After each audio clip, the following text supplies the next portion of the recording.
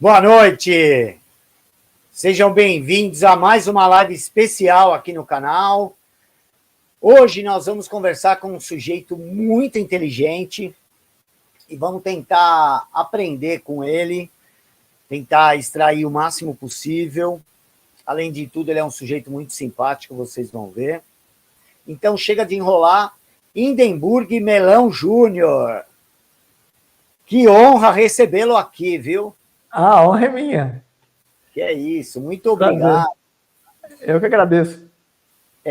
Eu vi a tua live com o Fausto Botelho, eu vi tua live com o João Trem, achei muito interessante as duas, mas ali você estava falando de algo que eu não entendo muito e que eu nem tenho tanto, não tinha muito como perguntar se a gente escolhesse um tema como esse. Então, foi por isso que eu decidi tentar extrair de você o máximo que a gente conseguir sobre o que vem a ser inteligência, como uma pessoa pode se tornar mais inteligente, e, enfim, tudo relacionado a isso. Para quem não conhece o Hindenburg, deixa eu tirar agora esse comentário daqui para o pessoal ver o seu nome. Um nome único, hein?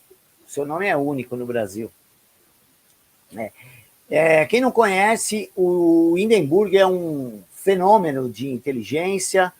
O sujeito tem um QI que um presidente de uma sociedade de pessoas de QI alto falou que o QI dele era alto demais, que não dava para avaliar. Então, vocês fiquem aí hoje, que a live promete. Eu vou pedir para o Hindenburg, então, primeiro falar um pouco sobre você, falar do seu trabalho, como foi a sua história, seus recordes, e depois a gente entra no tema da live. E, mais uma vez, muito obrigado pela presença. Imagina, eu que agradeço, né? Em primeiro lugar, eu quero agradecer justamente pela oportunidade, e a honra é toda minha de participar do seu programa. E em relação a...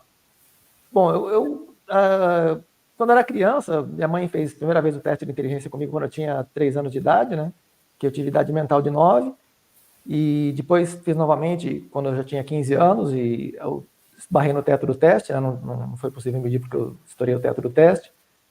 Mas eu acho que o mais importante não são os testes em si, né? E sim a produção intelectual que se faz ao longo da vida, a compreensão do mundo, como ele funciona, e principalmente a filtragem das informações, que é o que você faz justamente no seu canal, que é interpretar o mundo como ele realmente é, e não aquilo que chega de informação para a gente muito maquiado, muitas vezes adulterado. Às vezes não chega a estar adulterada, mas vem com uma maquiagem muito pesada. E a inteligência está justamente relacionada a essa filtragem, né? Da informação que chega e o que está por trás daquela aparência. E também descobrir o que está muito além várias camadas além da aparência. Às vezes é uma coisa muito mais oculta. Bom, eu bati um recorde mundial, né, de simultânea de xadrez às cegas, que foi registrado no Guinness Book em 98. O meu recorde foi estabelecido em 97, pois não. Ontem eu postei o vídeo, tá lá no meu canal do Telegram, tem o vídeo dele jogando... Não, depois nós vamos falar sobre isso daí, que isso aí é... Ele jogando xadrez contra 10 pessoas sem olhar. Depois a gente vai falar sobre isso, pode continuar. Tá lá no canal. Então, eu bati esse recorde, o recorde foi estabelecido em 1877, né, pelo Blackburn, e estava há 120 anos sem ser superado. Ele foi igualado em 1885 pelo Rosenthal, o Kasparov em 85, ele não chegou a bater o recorde, mas ele fez um sacrifício e depois ele teve uma continuação que levava a 8 lances, que era o recorde anterior do Blackburn e Rosenthal, né, que era de 8 lances. E o Kasparov igualou, mas ele não chegou a anunciar explicitamente. Então o Kasparov pode ser considerado como um co-recordista na época do Blackburn e Rosenthal. E em 97 eu anunciei o mate em 12, né, que superei esses anteriores que eram em 8 lances.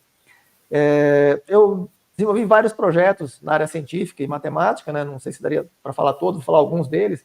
Eu fiz um projeto de máquina da invisibilidade, né, fiz um projeto, demonstrei que o número máximo de cortes, o número máximo de células que podem ser geradas por cortes realizados numa variedade de qualquer número de dimensões, em politopos em qualquer número de dimensões. Acho que eu teria que resumir, porque senão vai ficar bem extenso, né? Eu fiz trabalhos que aprimoraram 6 ganhadores de prêmios Nobel, né? Aprimorei, alguns não foi provavelmente que eu aprimorei, eu fiz trabalhos independentes que foram diferentes, mas que eram melhores do que o índice de Sharpe, por exemplo. O índice de Sharpe acho que é um dos mais significativos, porque o Sharpe é usado no mundo inteiro. Os principais bancos de investimentos, fundos de investimentos, utilizam o índice de Sharpe, ou o índice de Sortino, ou o índice de Mongliani, né? O Sharpe ganhou o prêmio Nobel de Economia em 1985, o Modigliani ganhou, acho que é o contrário, o Sharpe ganhou em 1990, o Modigliani em 1985. E eu desenvolvi o Million Index, que ele tem vários aprimoramentos em relação ao índice de Sharpe, e tem uma nova estrutura, né, reestruturada a ideia do índice de Sharpe, e também com aprimoramento no tradicional. Tem o MCH, né, tem o movimento browniano, as pontes brownianas, que o Einstein publicou o artigo dele original em 1905 sobre o movimento browniano, mas ele não conseguiu determinar o ponto de origem e o ponto final do movimento browniano, e teve trabalhos nos anos 60 e 70 que conseguiram, desde que o ponto de origem e o ponto final fossem iguais, né, eles voltassem para o ponto de origem dentro da linha, e eu consegui generalizar para qualquer posição inicial e final. E também tinha outro problema que no movimento browniano, no processo de Wiener, né, todos os incrementos são independentes, e o que eles tinham resolvido até os anos 70, anos 80, metade dos incrementos era independente e outra metade era baseada nos primeiros incrementos. E eu consegui dar uma solução que mais de 99,9%, não dá para chegar a 100%, mas mais de 99,9% dos incrementos são independentes, quer dizer, preservam uma identidade melhor com as características que deveria ter um processo de Wiener. E acho que eu não vou ficar analisando muita parte técnica, senão acho que vai... Mas... muita coisa aí eu já não entendi. Mas assim, eu fiz vários trabalhos na área científica e matemática, né? E, enfim. Então, e você teve uma forma... você estudou até quando, formalmente? Né? Eu comecei... eu parei de estudar na 5ª série do ensino fundamental, né? Depois, na época, ela chamava ginásio, né? Não tinha ensino fundamental, era 5ª série, era o primeiro ano do ginásio. Depois eu voltei, porque meus pais ficaram pressionando para voltar, eu acabei voltando, mas não tive muito interesse. Depois eu abandonei novamente várias vezes ao longo da vida, abandonei umas 4 ou 5 vezes, e a última vez que eu abandonei foi no primeiro ano da faculdade. Depois de 2 meses, né, de faculdade, eu abandonei o curso, e aí nunca mais voltei. Abandonei definitivamente e fiquei estudando como autodidata. Na faculdade eu comecei a fazer física na USP, né, e logo na primeira semana eu identifiquei mais de 200 erros no livro didático que era usado, o do Moisés Nussensweig, né? Enviei uma sugestão de correção para ele. Ele não respondeu na época, achei até não sei se ele recebeu. Se ele recebeu, eu achei que foi um pouco indelicado, mas talvez ele não tenha recebido.